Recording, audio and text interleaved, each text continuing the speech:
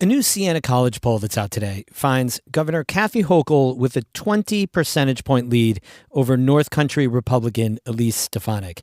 It's the first public poll since Stefanik announced her run for governor. She faces an uphill battle, a state with far more Democrats than Republicans, the headwinds of a midterm election, which tend to favor the party not in power. But Stefanik has built her national reputation on her support here in the North Country. We ask local politicians about the legacy of her 6 terms here on today's Story of the Day. Support for Story of the Day comes from Morja Wealth Management, serving the North Country for 3 generations. MorjaWM.com. Securities offered through Hightower Securities, LLC, member FINRA, SIPC. Hightower is an SEC-registered investment advisor. And Kinney Drugs, whose pharmacists offer routine seasonal vaccines for older adults, including senior dose influenza, COVID, RSV, and pneumonia. Details at KinneyDrugs.com. Hey, I'm David Sommerstein. It's Tuesday, November 18th. First up, another state prison in the North Country is set to close next spring.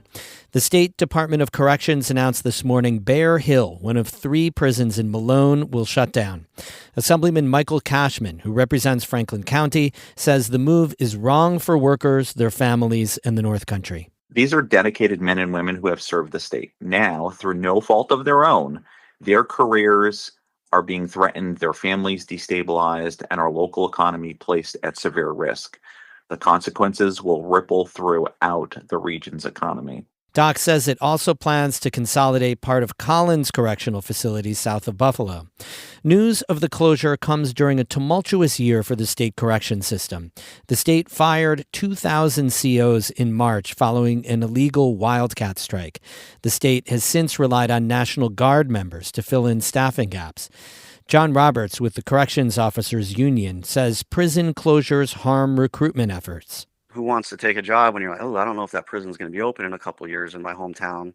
I don't want to travel 2 or 3 hours or, travel an hour to Malone or to Clinton for a year or 2 till I can get to my home facility, and then potentially that facility closes. DOC says it doesn't anticipate any layoffs from Bare Hill's closure, saying all 293 staff employed there will be offered jobs at other state prisons. According to DOCs, there are more than 650 vacant positions at nearby facilities in Franklin, Clinton, and Essex counties. A Saranac Lake woman is dead after a crash that closed Cascade Pass for hours Monday evening. According to state police, 57-year-old Tracy Mahler was driving her SUV when a tractor-trailer crashed into it. 35-year-old Samuel Stoner was driving the truck eastbound on Route 73 between Lake Placid and Keene. Police allege he lost control of the vehicle due to winter road conditions and crossed into the westbound lane. Mahler was pronounced dead at the scene. Her passenger, 84-year-old Beverly Pickering of Saranac Lake, was injured and is in critical condition at UVM Medical Center. Stoner and the occupants of another vehicle that was struck were not injured. State police say the incident is under investigation. Thanks to recent snowfall, the tightest ski area in Malone is opening tomorrow morning. The ski center says the upper mountain will be open for advanced skiers and riders. Lift tickets are $20 for that day. While the lodge will be open, there won't be any rentals, lessons, or tubing. The ski center expects that tomorrow is the only day the mountain will be open this week.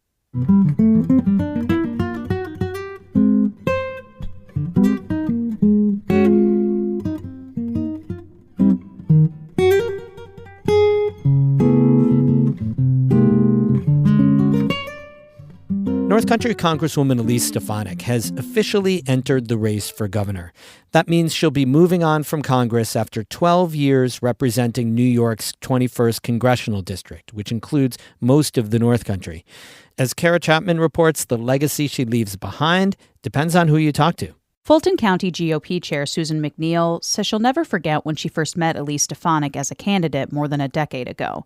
The two spent about an hour chatting at an event in Saratoga. I've always appreciated someone who looks you directly in the eyes and has that conversation. And we did. And right then and there, I felt that this was an individual who's going to keep her word. She's going to work hard. She's got the energy, the tenacity, and the know-how. And she pulled all of that together. For McNeil, Stefanik became someone she could rely on. She says the Congresswoman always supported down-ballot GOP candidates, was a great fundraiser, and brought great connections to the district. McNeil says Stefanik has also been strong in her broader advocacy for New York's 21st Congressional District, known as NY-21. That's included helping veterans, representing agriculture and businesses, and bringing attention to illegal immigration in the state.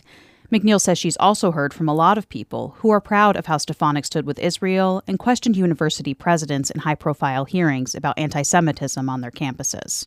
That really says a lot. And to have her coming across like that, the strength of her and the fight in her and the spirit in her, people love that. Stefanik's participation in those hearings reflects a more national focus than her predecessors had.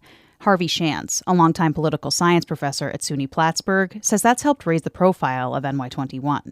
Stefanik has greatly increased the visibility of our district and has increased the visibility of rural areas in the country more generally. She's brought media attention to the fact that there is life north of Albany in New York State. Mike Zagrabelny, who chairs the St. Lawrence County Democratic Committee, has a different take on Stefanik's focus on national issues. He says she's been largely absent from the district over the last few years. I think that she is far more concerned about politics at the national level and accomplishing things at the national level than what is important and valuable to the folks in New York 21. Zagrabelny, who's also mayor of Waddington, says Stefanik's office has always been cordial and supportive when the village has asked for help with federal programs. That attention to constituent services is something she's become known for. But Zagrabelny argues that during her time in Congress, Stefanik helped import the vitriol and divisiveness from D.C. that's come to define this era of politics. And he doesn't think she's done enough to push back on things that aren't good for NY-21 and New York State. For example, Zagrabelny says President Donald Trump's tariffs against Canada and other countries have been harmful to the North Country. She has not used her power in Congress to have Congress push against the tariffs that are hurting our farmers with their soybean sales, or to push against the tariffs that are causing Canadians to visit the U.S. less. And he doesn't expect a Stefanik governorship will benefit the North Country. Zagrabelny says that's because the region and other rural areas rely on state funding and programs. So I think if the Congresswoman were elected governor and budgets were slashed and programs were slashed, that would have a detrimental effect to this area. McNeil says the opposite is true. She says it'll be good for both NY-21 and the whole state to have Stefanik curb wastefulness in spending and rein in taxes as governor. We need common sense back in it. We need someone who's strong, that won't back down. No nonsense when it comes to doing the right thing for the voters, for the constituents, for the people of the whole state. Regardless of the outcome of the governor's race, Stefanik's candidacy creates a gap in the GOP slot on the ballot for NY-21 next year.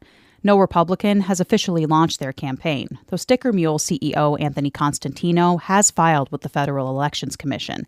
Assemblyman Robert Smullen, who represents part of the Adirondacks, expressed interest earlier this year, and Spectrum News reports that Assemblyman Chris Tague of Schoharie is also considering the seat. For the Democrats, St. Lawrence County dairy farmer Blake Gendabine and former White House trade official Dylan Hewitt of Warren County are actively campaigning. Bridie Farrell, who previously ran for the seat but backed out before the 2022 primary, is also mulling a run. Shantz, the political science professor, says it'll take time for the new NY-21 representative to rebuild the influence Stefanik gained in Congress. In terms of congressional seniority, in terms of being a party leader, in terms of being a subcommittee chair, you can't replace someone who's been there with someone who's brand new right away. But eventually, a new member comes up to speed and represents the district. He says Stefanik's national profile means whoever succeeds her may be judged by higher standards.